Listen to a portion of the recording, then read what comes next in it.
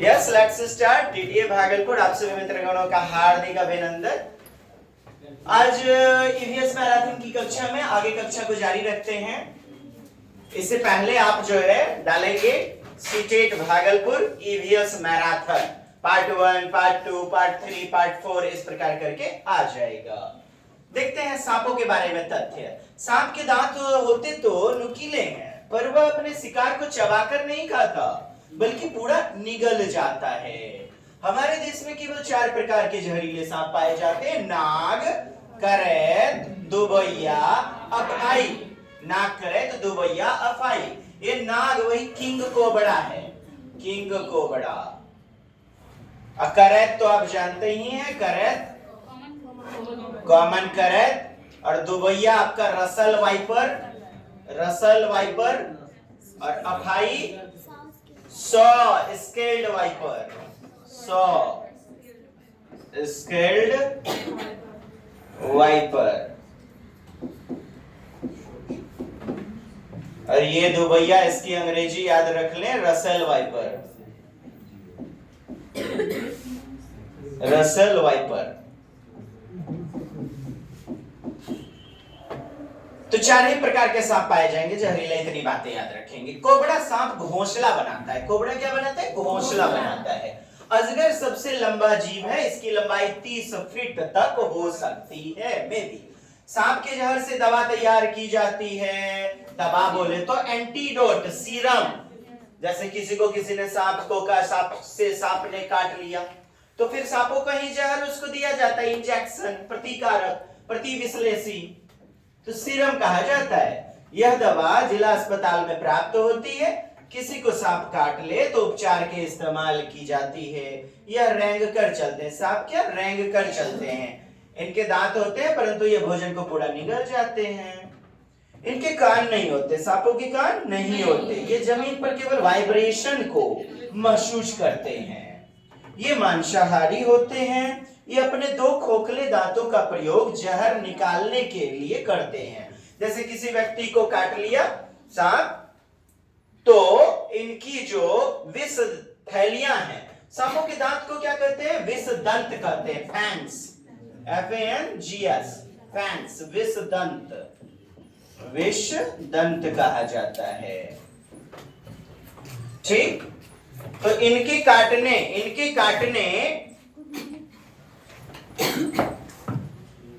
की दवाई इनके नुकीले नुकसान पहुंचाने वाले चूहों को खा जाते हैं। ठीक, बहुत बेहतरीन बात।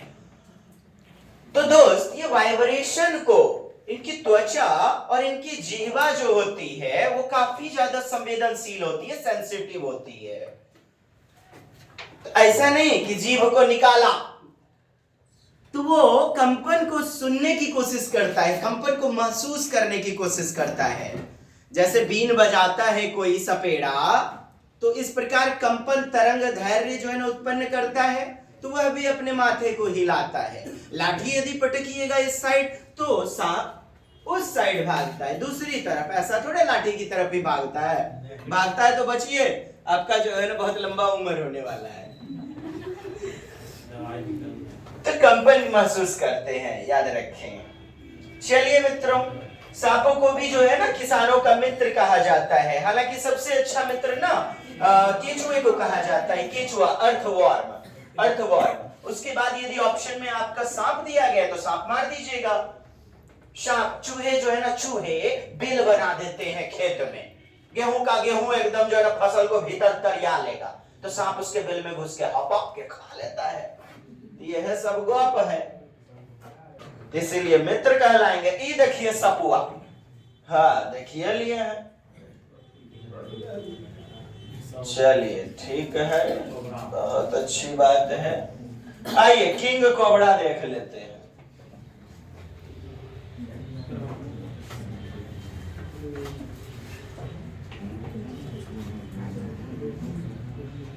ये देख पा रहे हैं आप, कोबरा, किंग कोबरा यानी नाग। निकालना दूगो नहीं निकालेगा, फैंस। अच्छा निकाले। ये देखिए जीवा निकाला है, यानी कि कंपन को, वाइब्रेशन को सुनने के लिए, महसूस करने के लिए। नाग। नगिनिया कहाँ गई? बरतिया में बिना नागिन डांस कराऊं। एगो है ना एगो रुमाल लेकर के जुटो है ना करते रहेगा। जानते हैं पीने वाला वहीं से एकदम सरिया के रखेगा, ये पॉकेट में जो है ना नाश्ता चलेगा, दुकान करने मिलेगा। बेचारा ढुकान है बाराती, पता कर लेता है कि कहां कहां ठेका है। सुन लो आदमी को, भाई जी हो करने मिलेगा, पानी हो करने मिलेगा। वही लगन होनी चाहिए पढ़ने में, वही लगन एक विद्यार्थी को पढ़ने में होनी चाहिए। देखिए फिर सीटेड कौन सी बड़ी बात है। चलिए ये तो नाग की बातें हो गई, आइए देखते हैं करैत।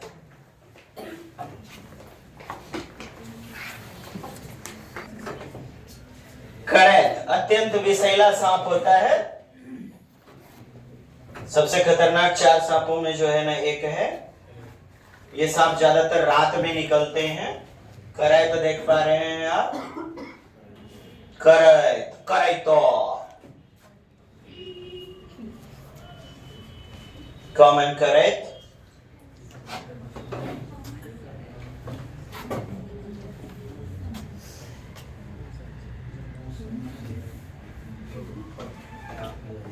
चलिए नेक्स्ट देखा जाए हमारा, ये देखें रसेल वाइपर। रसेल वाइपर यानी दुबैया, दुबैया रसेल वाइपर।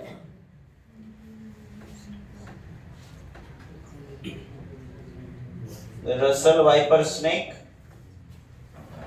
दुबैया रसेल वाइपर इमेज, दुबैया रसेल वाइपर, दुबैया स्नेक आपका हो गया ये। आइए सो स्केल्ड अब हम लोग देखेंगे, यानी अफाई। अफाई छोटे और विषैला सांप होता है जिसका सिर 3 कोना और जिसकी सफेद रंग की भूरी पृष्ठभूमि पर एक तीर का निशान बना रहता है। एक तीर का निशान बना रहता है। ये यहां पर ये देख पा रहे हैं तीर का निशान है। अफाई, क्रकीच क्या बोलते हैं और नाम? क्रकच, सो स्केल्ड वाइपर। ये यहां तीर का निशान पाया जाता है। अम्मा भागो, बाहर नहीं ना आएगा तुम। बाहर नहीं आएगा, चलिए ठीक भीतरे रहना तुम। कितना सारा सांप है।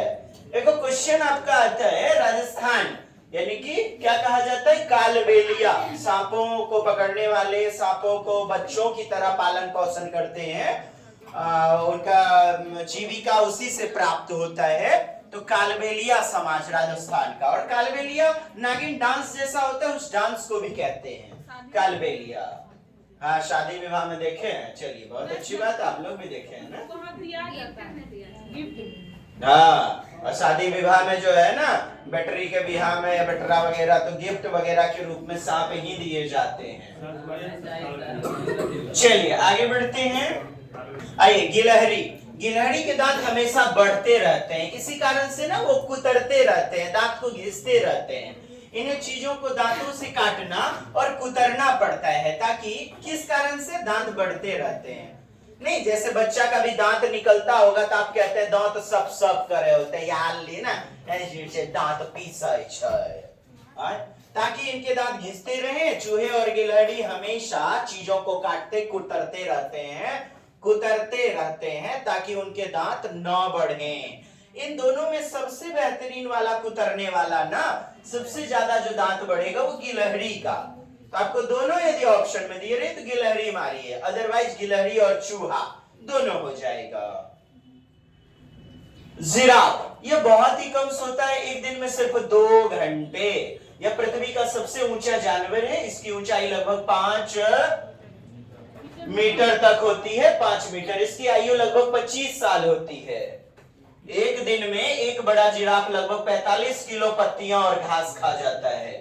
जब यह चलता है तब इसके एक तरफ दोनों पैर पहले आगे बढ़ते हैं, एक तरफ का तब फिर दोनों ये जो है ना हाथ पैर माने कि इस साइड का 4 गो टंगरी होता है ना, मैंने दाया वाला दोनों बढ़ाएगा तब बाया वाला। हमको जिराफ मत समझिए, अपना अपना देख लीजिए, अपन अपन घर में होगा बड़का बड़का जिराफ हस्बैंड साहेब। हाँ तोरा मोर मेहरारू मरबो करेगा ने। तब जब यह चलता है तब इसके एक तरफ के दोनों पैर पहले आगे बढ़ते हैं और उसके बाद दूसरी तरफ के दोनों पैर आगे बढ़ते हैं। यस क्लियर है? ये देख लीजिए जिराफ। वाओ 2 घंटा सोता है। ये हसीन वादियां हम कहां आ गए। भगवा देखिए इसकी दहाड़ लगभग 3 किलोमीटर। वाजी वाह 3 किलोमीटर तक इसकी दहाड़ सुनी जा सकती है। 3 किलोमीटर तक कर रूपा गिरा जी हमरो होगा। इसकी दहाड़ 3 किलोमीटर तक सुनाई दे सकती है। यह भी अंधेरे में मनुष्य से लगभग 6 गुना ज्यादा तेज देख सकता है। 6 गुना। 2 आंखें 4 पैर तो 6 हो गया। याद रखें बाज गिद्ध चील वगैरह वो सब 4 गुना। इसके बच्चे का वजन पैदा होने पर लगभग आधा किलो से 1.5 किलो तक होता है। यह हमारा राष्ट्रीय पशु है। हवा में चारों तरफ अपने कान को घुमाकर आवाज को कलेक्ट करके बारीक से बारीक चीजें सुन सकता है। ये इसकी आयु लगभग 26 साल की होती है। यह भी अपने पूंछों की मदद से शिकार का पता, पूंछ नहीं मूंछ हो, मूंछ के मदद से, मूंछ के मदद से एंटीना काफी संवेदनशील होता है की मदद से शिकार का पता लगा सकता है और अंधेरे में अपना रास्ता ढूंढ लेता है। और मूंछों की मदद से यह भांप लेता है क्या कि पत्ती किसने हिलाया, हवा से हिला है या जानवर ने हिलाया या मनुष्य का कोई प्रवेश तो नहीं हो गया। इतनी संवेदनशील सेंसिटिव होती है। यह मांसाहारी होता है। यह अपने कानों की मदद से शिकार की धीमी से धीमी आवाज को सुन लेता है, सुन सकता है। इसके शरीर पर पीली और काली धारियां होती हैं, पट्टियां। तो वो किसके कारण? बाल के कारण होती है। बाल के कारण, जलवायु नहीं। बाघिन और बच्चे समूह में रहते हैं। कौन? बघनी। हाथी में भी वही कॉन्सेप्ट कि हथनी झुंड में एवं कुछ बच्चे। तो बच्चे समूह में रहते हैं। बाघिन समूह की नेता होती है। सबसे बड़ी बूढ़ी मादा बघनी जो होगी ना वही नेता होगी। बाघ के नर बच्चे 2-3 साल बाद अपने समूह को छोड़ देते हैं। यह भी अपने मूत्र की मदद से, मल मूत्र की मदद से सूंघ करके पता कर लेगा कि कहीं दूसरा बाघ तो मेरे एरिया में प्रवेश तो नहीं किया है, कहीं पता कर लेता है। ठीक, यस। बाघ, बल्ले बाघ भारत का राष्ट्रीय पशु। वाजिबा पट्टियां देखिए, धारियां, धारीदार पट्टियां इनके बालों के कारण। मोच देख रहे हैं, बहुत संवेदनशील।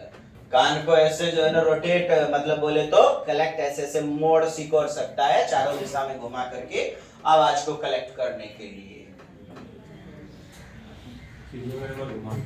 गैंडा की चमड़ी काफी जो है मोटी होती है, लगभग 1.5 सेंटीमीटर मोटी। 1.5 सेंटीमीटर। वाह! यह शाकाहारी होता है। यह पृथ्वी के ऊपर यानी कि स्थल मंडल में पाया जाने वाला दूसरा सबसे बड़ा जानवर है स्थल मंडल पर।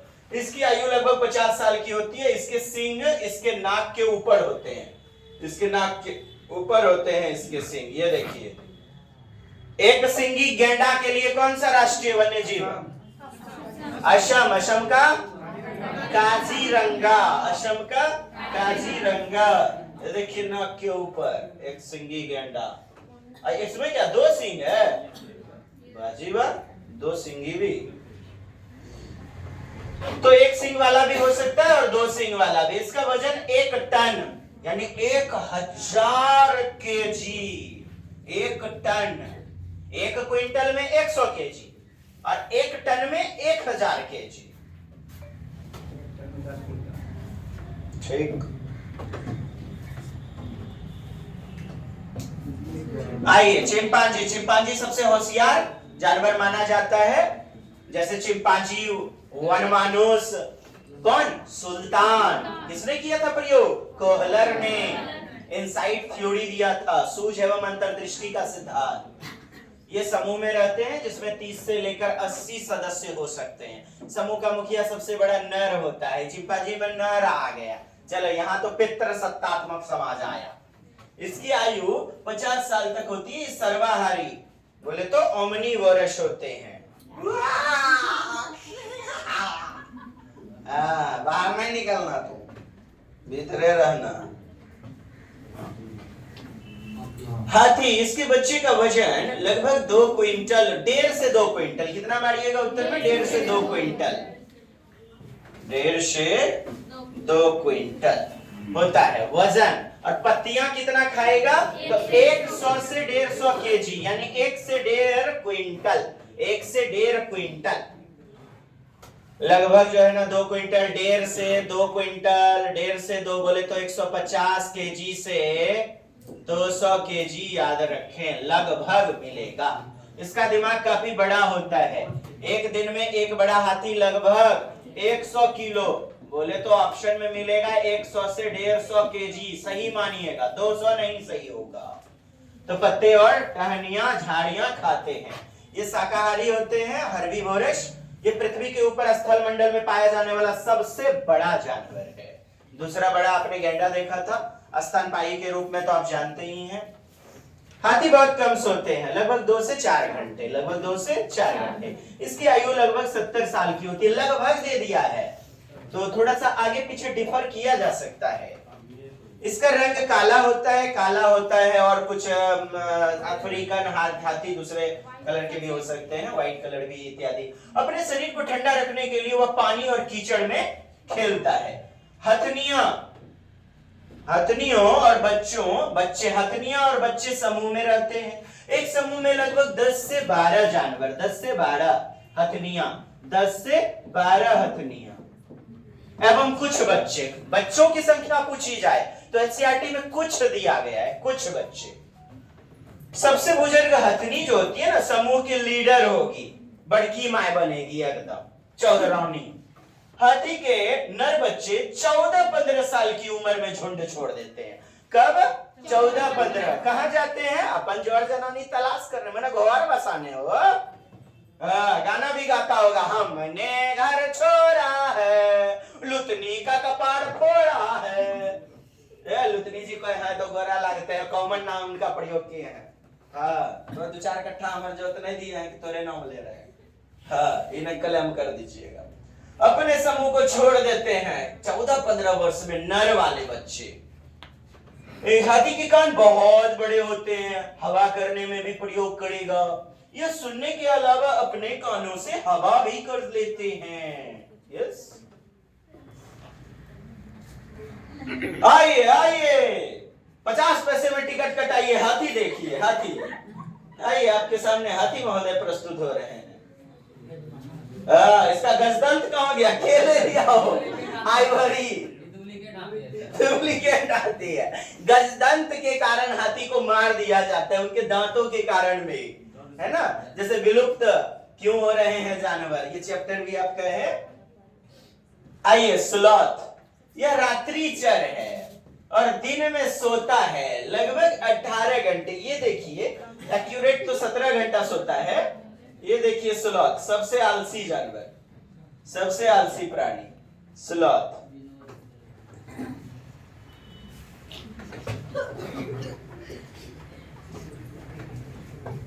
स्लॉथ के बारे में फैक्ट क्या है ना, ये लगभग 3 ग्राम पत्तियां खाता है और उल्टे जो है ना दिन भर मस्ती से सोता रहता है। लगभग 18 घंटे, एक्यूरेट में 17 घंटे। जब ऐसे क्लॉक वाली घड़ी में जब दिया जाएगा आपको, क्लॉक वाली घड़ी में, तो आप देखेंगे उसमें वो 24 घंटे की घड़ी, लेकिन आपको एक कॉलम को 2 घंटे से डिनोट किया जाता है। ये ब्लैकिश कर दिया तो 9 को यहां से ब्लैकिश कीजिएगा यहां तक, तो 9 दूनी 18 घंटा लेंगे ना, तो 17 फिर कैसे आएगा? आप ये देखिए, यदि ऑप्शन में 17 घंटे तो 17 घंटा मारना है उत्तर में, 17 घंटे। यदि घड़ी के पैटर्न में दिया है तो 18 घंटे। एक्यूरेट क्या सही होगा? 17 घंटे। आगे बढ़े। स्लॉथ मलमूत्र त्याग करने के लिए, पढ़िए, स्लॉथ के लिए सप्ताह में एक बार पैर के नीचे उतरता है। पैर से नीचे जो है सप्ताह में एक बार उतरता है। इस स्लॉथ 40 साल की उम्र में केवल 8 बार 8 केवल 40 साल जीता है। जिंदा कितना रहता है? 40 साल। केवल 8 पेड़ों पर घूमने की कष्ट अदा करता है। केवल 8 पेड़ पर घूमता है। बहुत आलसी जानवर है।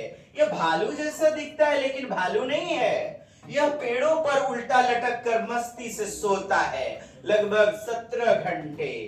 इसकी आयु लगभग 40 साल की होती है। यह एक अच्छा तैराक भी है। तैराक भी होता है, स्विमर। यह पेड़ों के पत्ते खाता है और कीड़े मकोड़ों को भी खाता है। कीड़े मकोड़ों को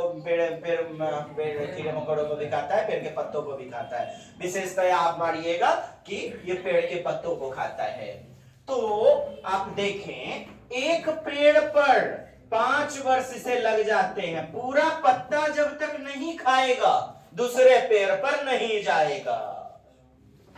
तो 8 पेड़ पर 8 पंचे 40, भाग दीजिए, 5 वर्ष लगेंगे एक पेड़ पर। यह भी याद रखें। नेक्स्ट, वाह, देखिए इस स्लॉथ को गौर से देखिए, कहीं आपकी जाति प्रजाति में तो नहीं है दिन भर सुतल रहे वाला लोग। अभी के ठंडे में सीटेड जाए भाड़ में, उनको कोई फर्क नहीं पड़ता संवेग हावी हो या क्या हो, कोई फर्क नहीं पड़ता है। संवेग की अल्पता पाई जाएगी। हाँ, इसको देख रहा है मैडम जी आप लोग को क्या? उल्टा मन लटक के मस्ती से सोता है। नाखून देखिए, वाह, फोटो खिंचा रहा, लगता फोटो शूट करवा रहा है। हाँ। देखिए, आर्मी का बहाली में बीएमपी में जाएगा।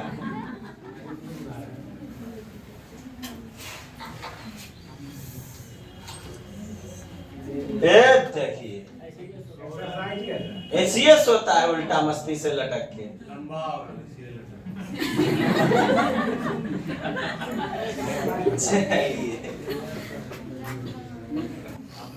नमस्कार दोस्तों, आज हम एक ऐसे जानवर के बारे में बताने वाले हैं जिसे सबसे गिना जाता है।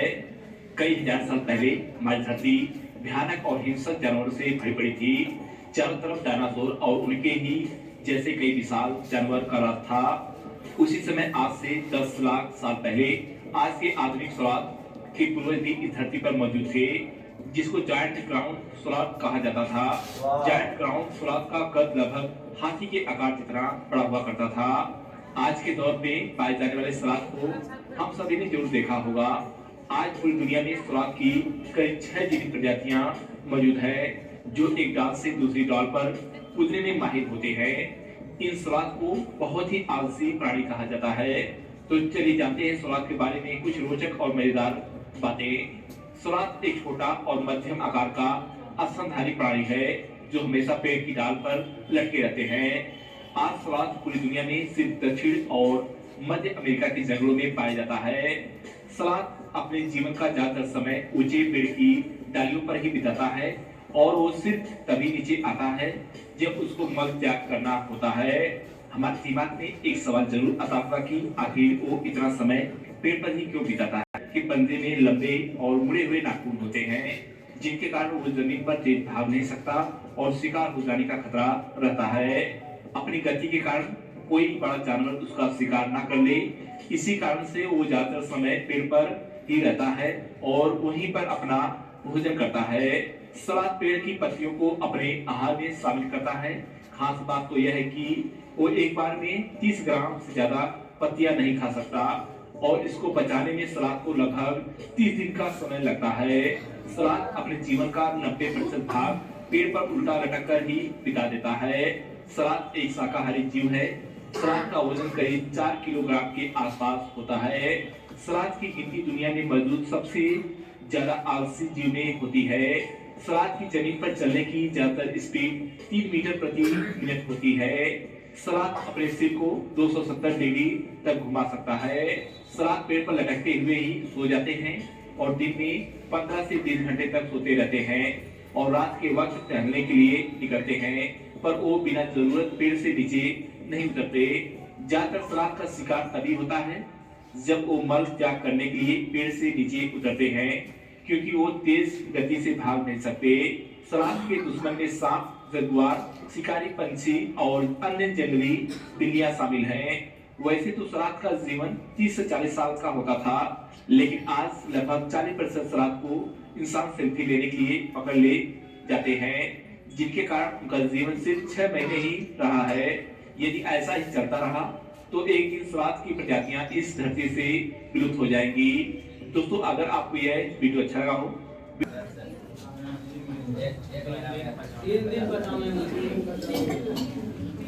4 kg अब वह 30 दिन बचाने में लग जाता है।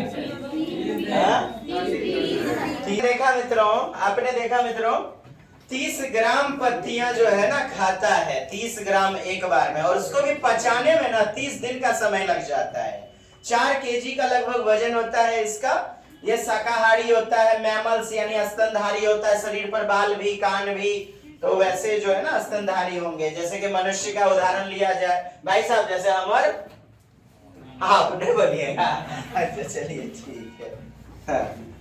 1 मीटर चलने में लगभग 3-3 मिनट का समय लगा देता है। इतना एकदम बढ़िया आलसी। स्लॉथ का हिंदी ही होता है, सर्च कीजिएगा आलसी। यस, यह पानी में रहती है परंतु स्तनधारी होती है। पानी में रहती है, स्तनधारी होती है। शरीर पर बाल भी नहीं, लेकिन फिर भी ये मैमल्स हैं एक्सेप्शन में। यह फेफड़ों से, गिल्स से सांस लेती है। इसकी आयु लगभग कितना 50 साल होती है। अंधी डॉल्फिन यानी सूस, अंधी डॉल्फिन भारत की राष्ट्रीय जलीय जीव है, नेशनल एक्वेटिक एनिमल। यह बुद्धिमान होता है और मनुष्य के साथ जल्दी घुल मिल जाती है। ये देखिए डॉल्फिन, सूस। वाह, यस नेक्स्ट वर्ड नयन भाई।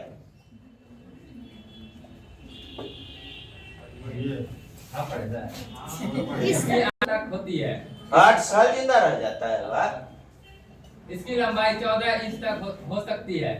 ये भी किसानों के मित्र है, क्योंकि जब ये मिट्टी को भुरभुरा करते हैं तब भुरभुरा पोली बना देते हैं, पोली बना देते हैं, रंध्र बना देते हैं। मिट्टी खाते हैं, मिट्टी को मल त्याग के रूप में, विष्ठा के रूप में त्याग दे देते हैं, तो उसमें नमी भर जाती है, पानी की भी जो है ना मात्रा भर जाती है।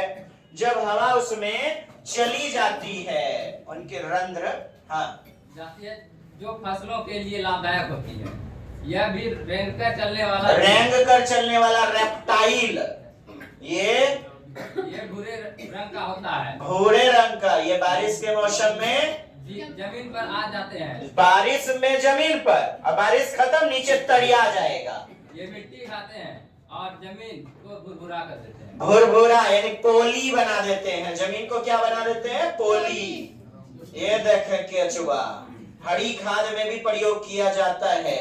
Vermi compost, vermi, worms, worm से आया। ये देखिए चाउमीन में डाल दीजिए तो 1 नंबर। बहुत एकदम चाउमीन खाते हैं, गुपचुप, ढाकला, फाफड़ा, बर्गर खाते हैं। देखो जखनी खाइएगा, देखिए खराब वाला चीज शरीर के लिए सबसे बड़ा नुकसानदेह। एकरा याद कर लीजिएगा, अब नहीं खाइएगा शायद।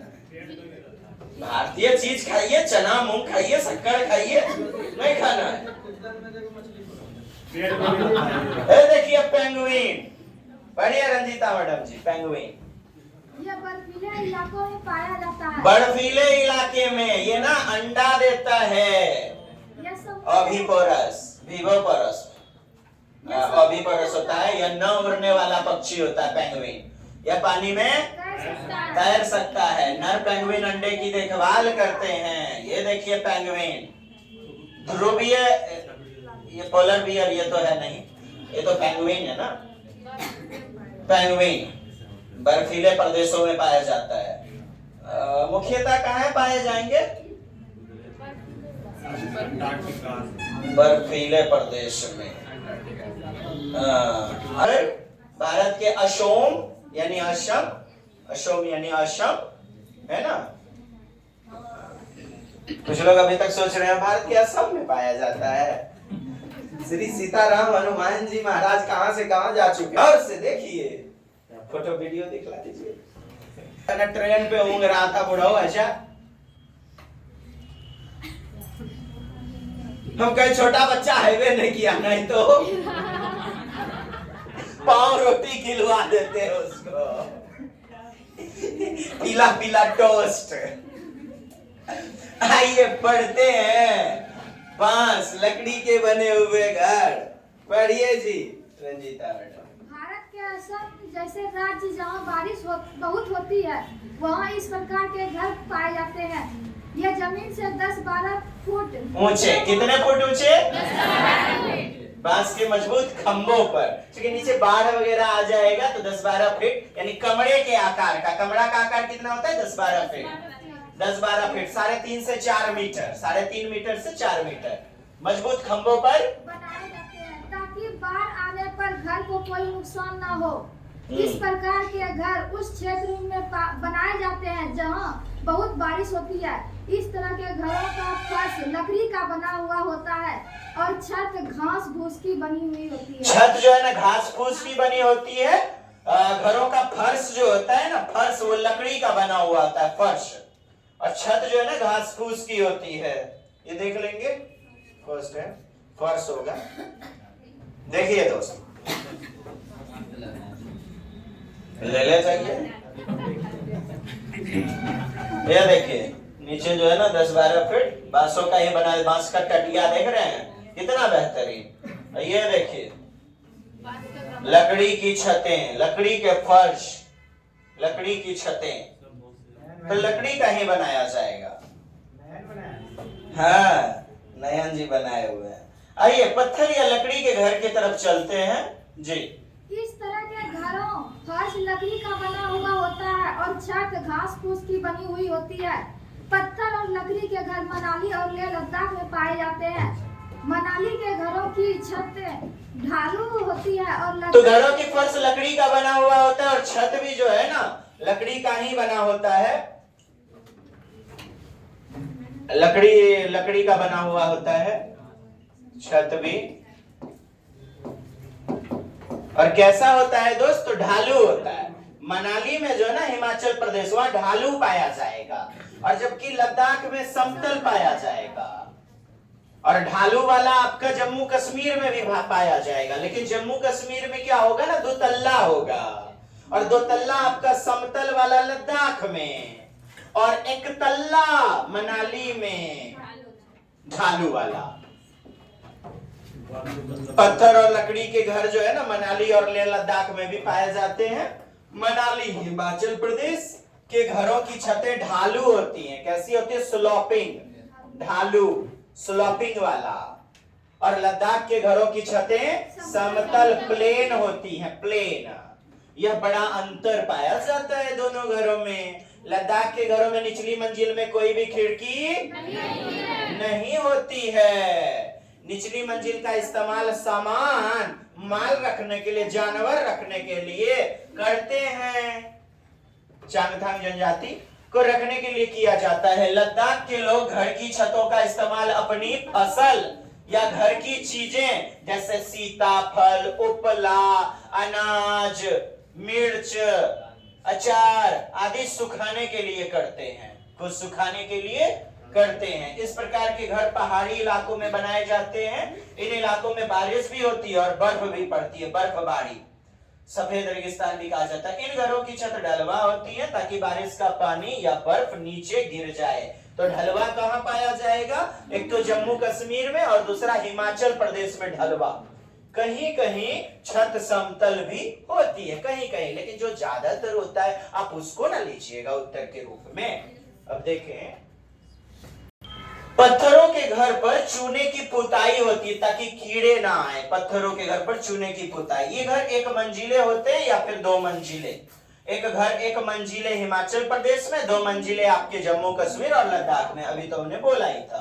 लद्दाख के लोग अपने घर की निचली मंजिल को सामान या जीव रखने के लिए उपयोग करते हैं, जानवर वगैरह रखने के लिए। लद्दाख के लोग अपने घरों की छतों का उपयोग फसल, सब्जी, सीताफल आदि सुखाने के लिए, उपला यानी कावडंग, गोईठा सुखाने के लिए करते हैं। इस प्रकार के घर अच्छा जम्मू कश्मीर में, हिमाचल प्रदेश, मनाली आदि में, लद्दाख आदि में भी पाए जाते हैं। चलिए अब बात को समझ लेते हैं।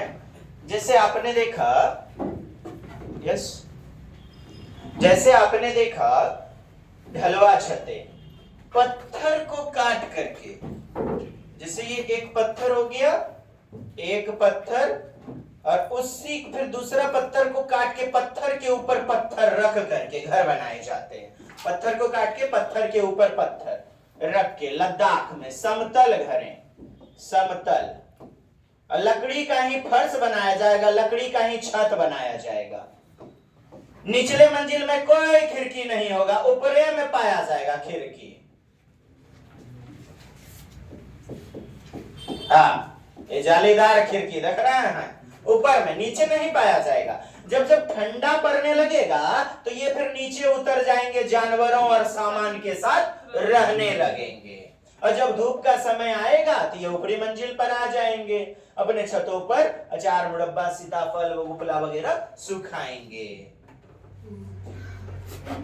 चलिए उसी प्रकार आपका जो है ना मनाली में जो है ना बर्फबारी होगी। ये घर, यहाँ भी पत्थर के, लकड़ी के घर पाए जाएंगे, लकड़ी के छत पाए जाएंगे, यहाँ पर भी। बस अंतर याद रखना है कि ये स्लोपिंग ढलवा होती है और ये लद्दाख वाला समतल होता है, और ये एक तल्ला होते हैं विशेषतया, लेकिन कुछ घर 2 तल्ले भी होते हैं जिनकी जैसी हैसियत। जम्मू कश्मीर में भी 2 तल्ला पाया जाएगा। नेक्स्ट बढ़ते हैं। ये देखिए ढलवा स्लोपिंग, इनकी छतें जो है ना स्लोपिंग पाई जाती है हिमाचल प्रदेश। Yes, next. ये देखिए लद्दाख के घर, छतें जो है ना समतल हैं। ये निचली मंजिल में खिड़की नहीं। आपको कॉन्सेप्ट इसी तरह याद रखना है जिस तरह पूछा जाता है। खिड़की है, वो कॉन्सेप्ट गड़बड़ा देगा, और नया जमाना का घर है।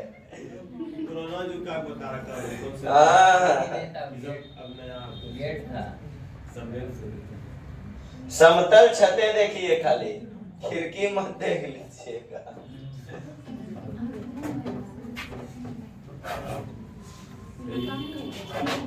पुराने जमाने का घर।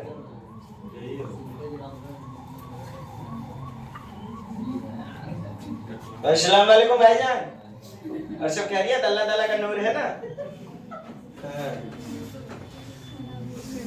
चश्मे बद्दूर, देखिए खरदूंग, ये वही जॉनी है क्या?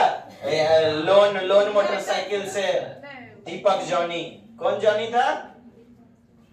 नहीं पता।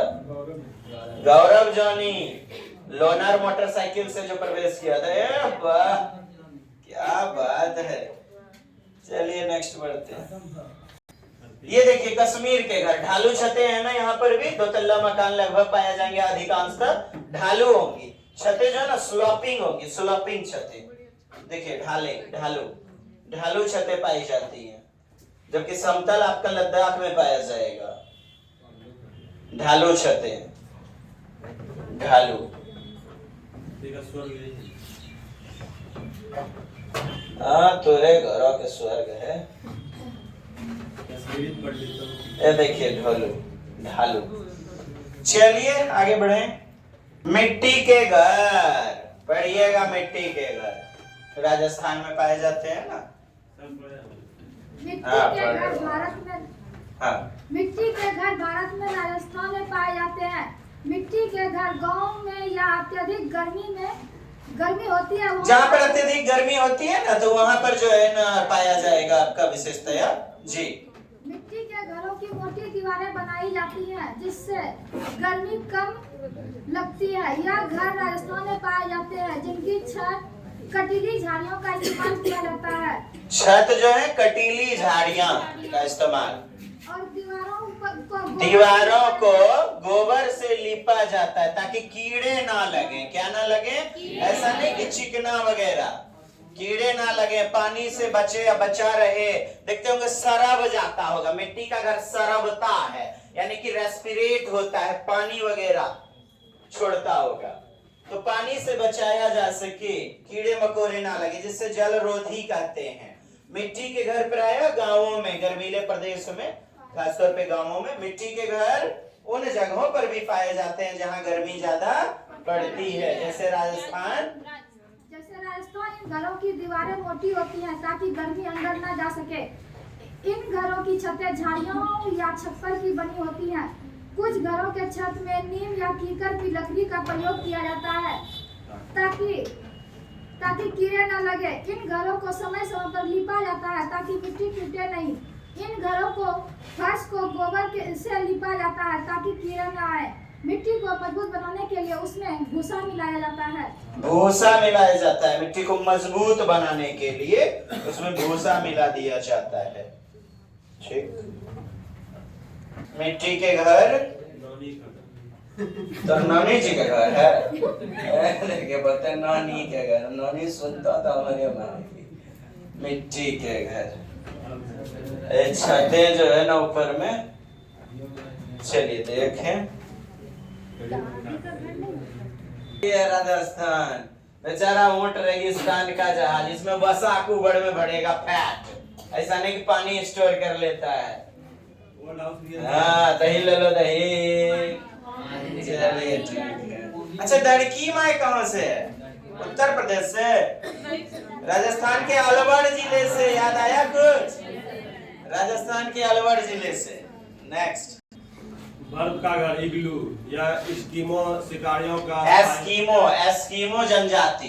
कौन? एस्किमो जनजाति टुंड्रा प्रदेश में बर्फीले क्षेत्रों में पाए जाते हैं। ठीक, एस्किमो शिकारियों का स्थायी निवास होता है। अस्थाई, टेम्पररी। अस्थाई मतलब कि परमानेंट होता है, अस्थाई। ठीक, गुंबद टाइप का बनाता है। यह बर्फीले क्षेत्रों में पाया जाता है। यह बर्फ के टुकड़ों, ब्लॉक्स को जोड़कर, बर्फ के टुकड़ों यानी कि ब्लॉक्स को जोड़कर, ये क्वेश्चन में आपका आया गया है, याद रखना है इसको।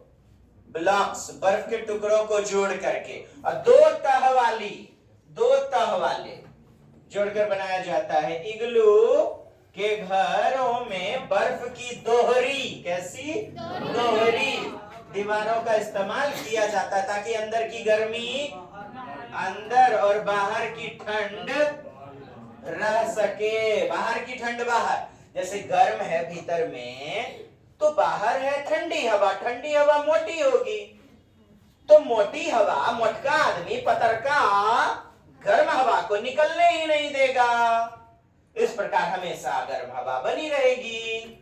जैसे ये आपका इग्लू यदि है, इसमें गर्म हवा, तो गर्म हवा कभी बाहर निकलनी नहीं पाएगी, क्योंकि यहाँ ठंडी हवा पड़ रही है ना, ठंडी हवा मोटी होती है, इसको रोके रखेगा। और दो तह वाली बर्फ, भीतर भी जो है ना हवा गर्म वाली फंस के रह जाएगी ताकि बर्फीली हवा अंदर न जा सके। ये देखिए, इनका जो है ना छत गुंबदाकार होता है, गुंबद के आकार का, गुंबद के आकार का। मुहाना तो देख ही पा रहे हैं। आइए हाउस बोट देखा जाए। हाउस बोट विशेषतया ये कहाँ? कश्मीर में चलते हैं और केरल में भी पाए जाते हैं। पढ़िए। हाउस बोट कश्मीर में और केरल में पाए जाते हैं। यह लकड़ी का घर होता है जो हमेशा पानी में रहता है। इस घर में लकड़ी का खूबसूरत नक्काशी पाई जाती है। लकड़ी पर जो है ना ऊपर छतों वगैरह में देखिए खूबसूरत पैटर्न, डिजाइन, नक्काशी बनाया जाता है, नक्काशी बनाया जाता है खूबसूरत टाइप का।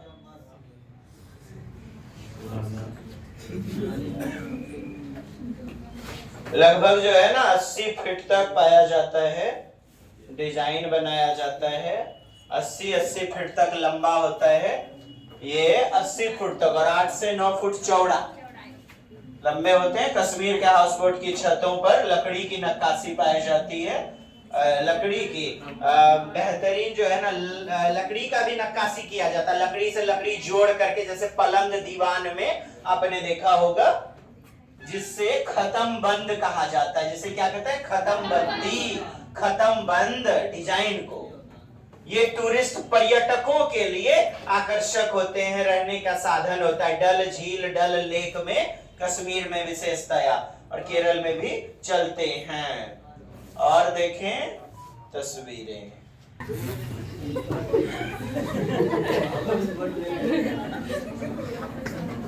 ये देखें खत्म बंदी वगैरह। मरता है तो कहाँ हैरान नहीं रहता? बताइए तो।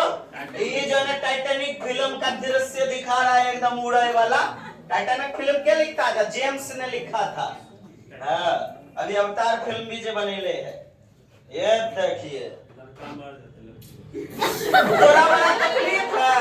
आहो दादा, वहाँ हमारे भाई भैयारी बहन हुनकर वो सब देख रही है यूट्यूब में। तोरा कैसन बुझा रहा है? हाँ, ये आदमी को आपसे मिलाएंगे, जरूर मिलाएंगे। बताइए यस और नो, कमेंट्स लिखिए। इनसे मिलना है कि नहीं मिलना है? ज्यादा कमेंट्स तभी मिलाऊंगा। यस। नेक्स्ट, डोंगे। डोंगा जम्मू एंड कश्मीर, जम्मू कश्मीर में पाया जाता है। एक छोटी सी नाव होती है। यहाँ के स्थानीय लोग, क्या स्थानीय लोग निवास करते हैं। ये क्वेश्चन कई बार आपको इस बार पूछा है ऑनलाइन में।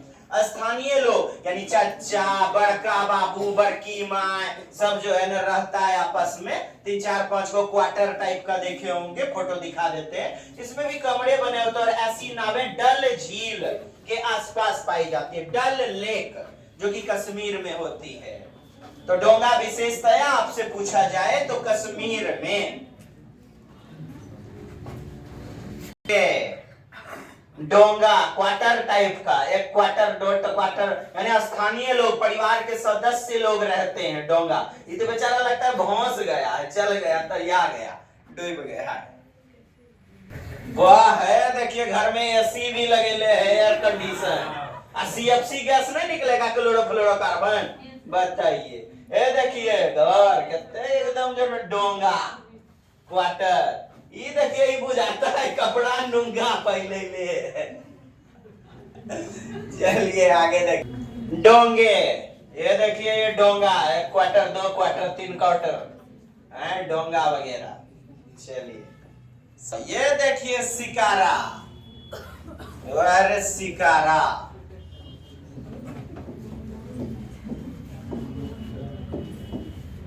कश्मीर का। ये देखिए शिकारा। हाँ, इसमें नक्काशी नहीं पाई जाएगी ना वो। अच्छा, डोंगा में भी नक्काशी नहीं पाया जाएगा। डोंगा नक्काशी रहित होगा। नक्काशी डोंगा भी जो होगा ना, वो डोंगा वो नक्काशी रहित। रहित का मतलब नहीं, नक्काशी रहित होगा। ये शिकारा है दोस्त, शिकारा। चलिए,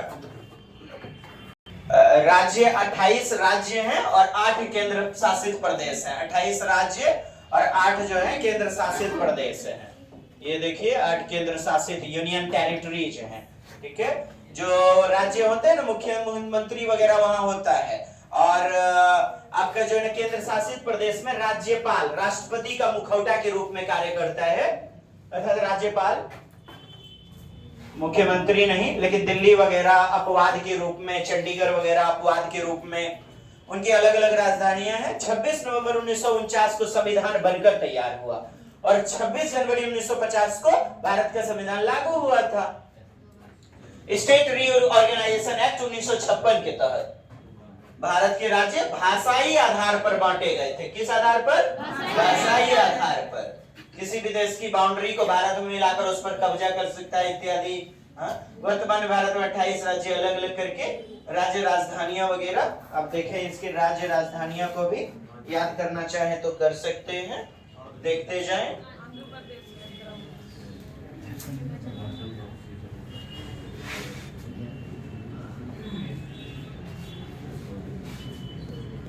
पढ़ पा रहे हैं दोस्त? और इंडिया के मैप को तो आपको याद रखना ही ना। हमारा एक जो है ना यूट्यूब वीडियो काफी बेहतरीन क्वेश्चनों के ऊपर बना हुआ है। सीटेट भागलपुर मानचित्र वाले प्रश्न आप डालेंगे तो आपको मिल जाएगा। आइए थोड़ा सा रिकैप कर लेते हैं। आप देख पा रहे हैं नीचे केरल, ये आपका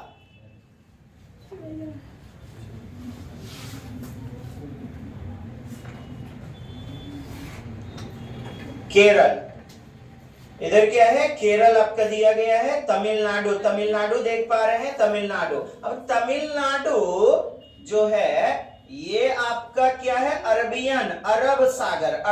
ओशियन है, अरब सागर। आपको ऑप्शन में मजबूरी बस यदि लेना पड़ेगा तो तमिलनाडु यहां थोड़ा सा सटा हुआ आप ले सकते हैं, मजबूरी बस, मैंने ऑप्शन है ही नहीं कि अरब सागर से सटता है तमिलनाडु, तो कोई ऑप्शन नहीं है, तो आपको तमिलनाडु ले लेना है। यूं तो तमिलनाडु का सर्वाधिक भाग हिंद महासागर, इंडियन ओशियन से मिलेगा, हिंद महासागर से। ये बंगाल की खाड़ी देख पा रहे हैं, बे ऑफ बंगाल, पूर्व दिशा में। किस दिशा में? पूर्व डायरेक्शन में।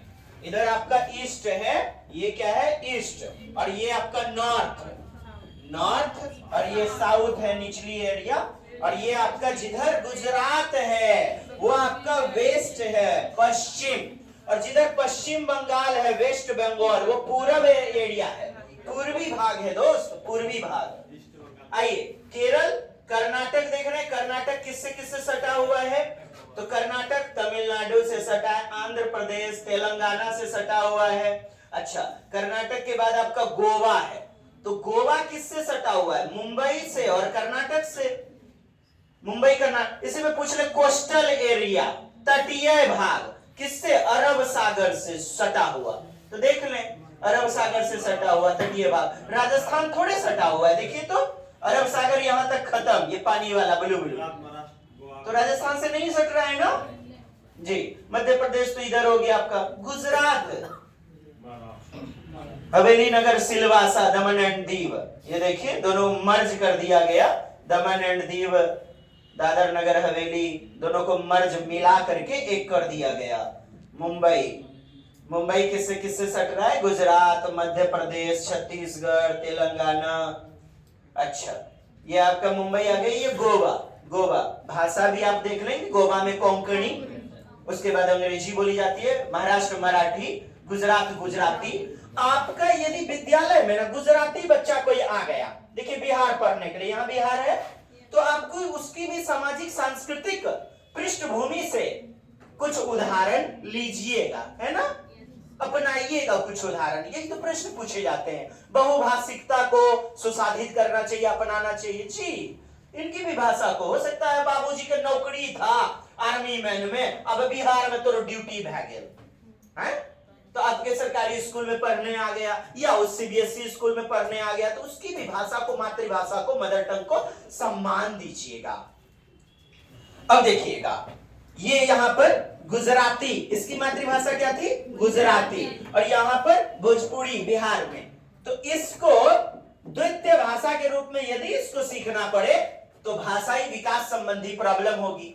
मेरा क्वेश्चन का इशारा समझ गए होंगे।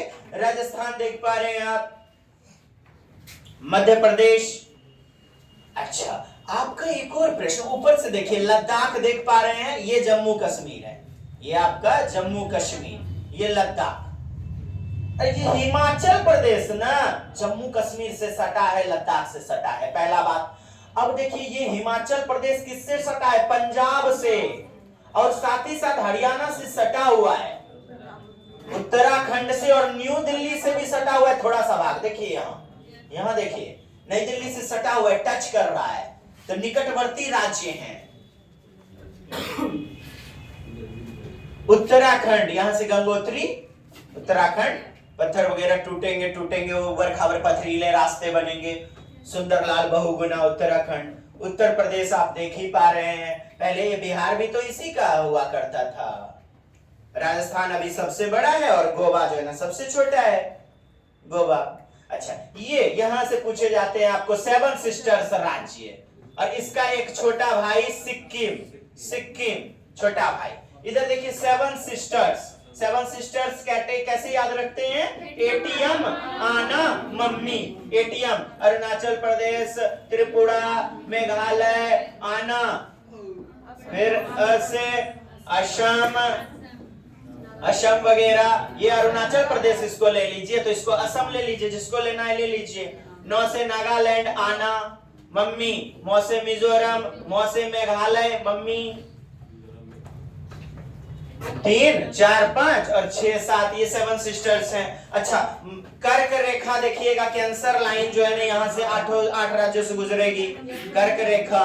तो इसके लिए मित्र पर गमछा झार, मित्र मिजोरम, तो से त्रिपुरा, मित्र पर पश्चिम बंगाल, राजस्थान, मित्र पर गमछा, छ से छत्तीसगढ़, मौ से मिजोरम, मेघालय, मध्य प्रदेश किधर बीच में मध्य प्रदेश, ये मध्य प्रदेश, ग से गुजरात, ये देखिए यहाँ से गुजरात, झाड़, झ से झारखंड, झारखंड। ये 8 राज्य हैं। कितने? 8 हैं। कैंसर लाइन जो गुजरता है, कैंसर लाइन 8 राज्य हैं, याद रखें। अब देख पा रहे हैं यहाँ चाइना है, चाइना। नेपाल आपका सटा हुआ है, नेपाल।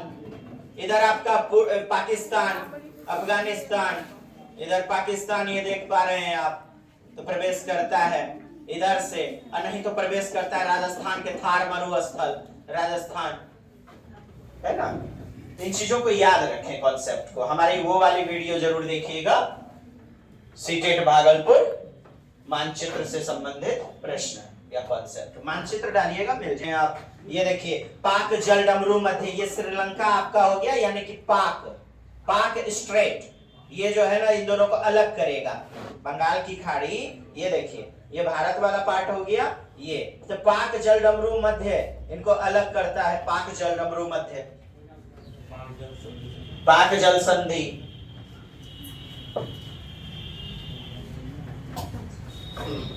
ये देखिए, ये यहाँ पर जो है ना वेस्ट बंगाल, यहाँ बांग्लादेश है। बांग्लादेश पहले क्या पाकिस्तान का पूर्वी पाकिस्तान कहलाता था। बंग भंग आंदोलन 1905 में हुआ था ना, शेख मुजीबुर रहमान।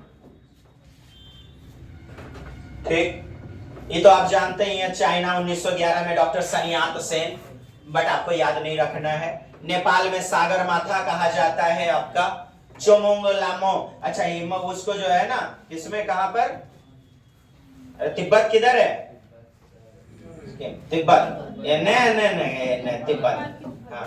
तो तिब्बत में इसी को सागर माथा को, हिमालय पर्वत को जो है तो क्या कहा जाता है? चोमोलंगमा। सागर माथा तो नेपाल में कहा जाता है, सागर माथा। चोमोलंगमा कहा जाता है तिब्बत वगैरह में ना। 8848 जो है ना, जिसकी ऊंचाई है आपको 8850 मिल जाएगा, तो वो मार दीजिएगा। 8900 मिलेगा, वो मार दीजिएगा। एक्यूरेट आपको 8848 जाएगा। घटते नहीं, बढ़ते, घटते। जीवंत चट्टानें होती है ना, आपने देखा हो। केंद्र शासित प्रदेश, भारतीय संसद ने 5 अगस्त 2019 को इस राज्य की राजनीतिक स्थिति के बड़ी बदलाव करते हुए विधानसभा सहित केंद्र शासित प्रदेश बना दिया, और लद्दाख को भी जम्मू कश्मीर से अलग करके उसे भी एक अलग केंद्र शासित प्रदेश बना दिया। कब? 5 अगस्त 2019। लद्दाख को अलग, पहले तो एक ही था ना, अलग केंद्र शासित प्रदेश का दर्जा दिया गया। ये 8 आप देख लें केंद्र शासित प्रदेश हैं दोस्त। नेक्स्ट, ये 8 प्रकार के डायरेक्शन आप याद रखें। उत्तर, नॉर्थ, ईस्ट और साउथ आपका, और इधर वेस्ट। तो उत्तर, दक्षिण, पूरब और पश्चिम। ऐसे खड़े हो जाएं आप, तो इधर क्या हो जाएगा आपका? पूरब हो जाएगा। इधर खैका हाथ तरफ पूरब, और इनने जो है ना आंख मिचनी जब न कीजिएगा ना, तो वह तरफ पश्चिम होगा। ये उत्तर। अच्छा, ये बीच वाला, ये उत्तरी ध्रुव और ये दक्षिणी ध्रुव, 2 ध्रुव की प्रधानता। तो उत्तर पूरब कहेंगे इसे, उत्तर पूरब। और ये आपका उत्तर पश्चिम, ये दक्षिण पूरब और ये दक्षिण पश्चिम। इसको अगवा दीजिएगा, ठीक। इसी को कहा जाए यदि पूर्वोत्तर, तो सही है, पूर्वोत्तर कहा जाए, पूर्वोत्तर राज्य। तो पूर्वोत्तर राज्य वही पहाड़ी वगैरह जिधर होगा, 7 सिस्टर्स राज्य, पूर्वोत्तर सीढ़ीदार खेती होगी, झूम खेती। अच्छा, इधर पश्चिमोत्तर कह दिया जाए तो सही है। दक्षिण पूरब ये आपका होगा। पूरब दक्षिण आप नहीं कहोगे, पूरब दक्षिण कहना गलत होगा दोस्त, पश्चिम दक्षिण गलत होगा, दक्षिण पश्चिम कहना है। क्योंकि पृथ्वी के 2 ध्रुव होते हैं, मैग्नेट में भी 2 ध्रुव, नॉर्थ पोल साउथ पोल, तो प्रधानता साउथ पोल और प्रधानता जो है ना नॉर्थ पोल की होगी। यस, नेक्स्ट आइए, ये कर्क रेखा भारत के 8 राज्यों से होकर के गुजरती है। देख लेना, मित्र पर गमछा झार, मित्र पर गमछा झार, कर्क यानी कैंसर लाइन, कैंसर लाइन ये आपका हो जाएगा। चलिए, कर्क रेखा की ट्री क्या हो जाएगी? मित्र पर गमछा झार। नेक्स्ट, अब देखिए भारत की तटीय सीमा यानी कि कोस्टल सीमा वाले राज्य, ठीक न, राज्य के साथ केंद्र शासित प्रदेश समुद्र तट से भी जो है ना लगती हैं। 4 केंद्र शासित प्रदेश समुद्री तट से भी लगते हैं, 9 तटीय राज्य। ये देखें गुजरात, इतना किलोमीटर इसकी रेखाएं जो है सटी हुई हैं। ये टिप्पणी जो है ना आपको 6 to 8 वाले में पढ़ने के लिए आवश्यकता होती है।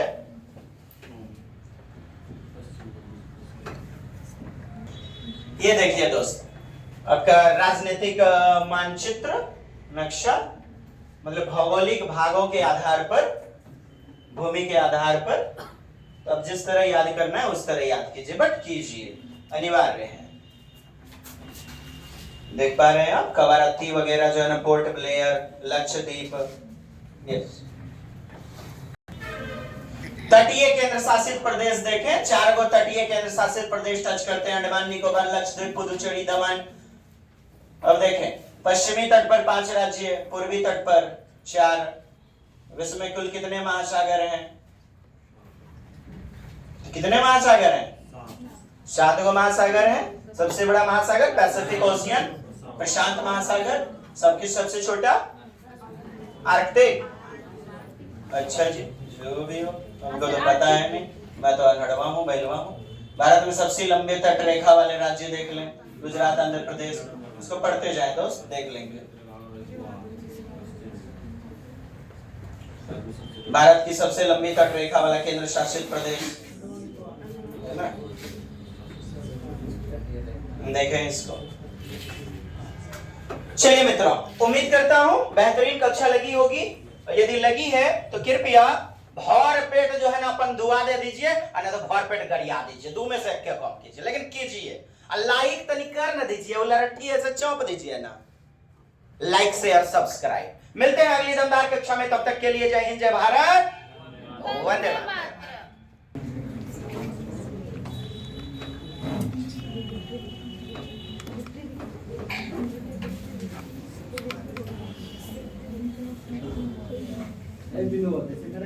विनोद क्या विनोद? अच्छा, वो तो नाम कुछ और लिखाइले हैं। विनोद